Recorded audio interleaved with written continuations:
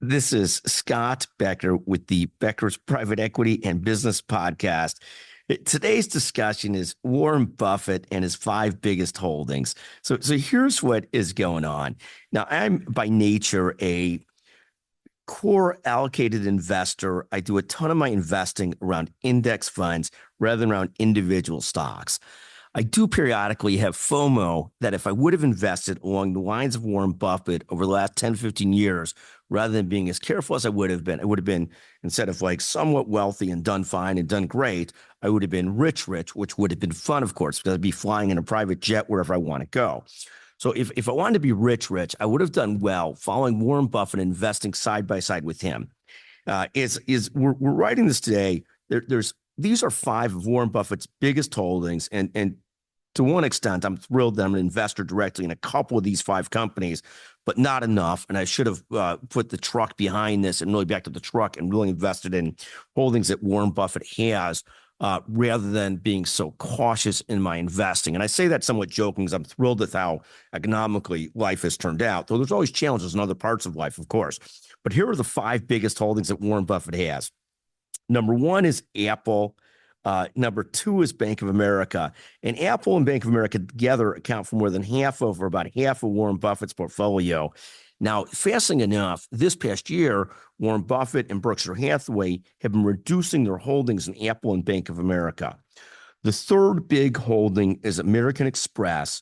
4th is Coca-Cola. And again, I used to, when I was younger, be a big Coca-Cola drinker. I am an investor directly in Coca-Cola. I don't watch it closely. I'm much more heavily vested in the S&P 500 index fund and treasuries and some other things. But Coca-Cola also is his 4th largest holding. And then Berkshire Hathaway's 5th largest holding is Kraft Heinz. Again, it's something you have to decide as an investor. What is your core? Is your core index funds? Is your core individual stocks?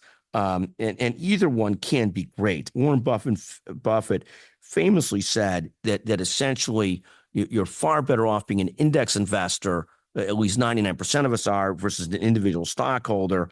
I'm a believer in that. When I do look at how well he's done, he's 94 now. He's still drinking his Coke, still going to McDonald's. God bless him. The most recent writing I saw as of October, these 5 stocks, his 5 biggest holdings, made about 80% of the Berkshire Hathaway portfolio. So simply amazing. Again, Apple, Bank of America, and they've been selling down some of Apple and Bank of America, then American Express, Coca-Cola, and Kraft Heinz. Thank you for listening to the Becker Private Equity and Business Podcast. And as always, thank you to Chanel Bunger and Graceland Keller, 2 of the best producers in the business. Thank you very much.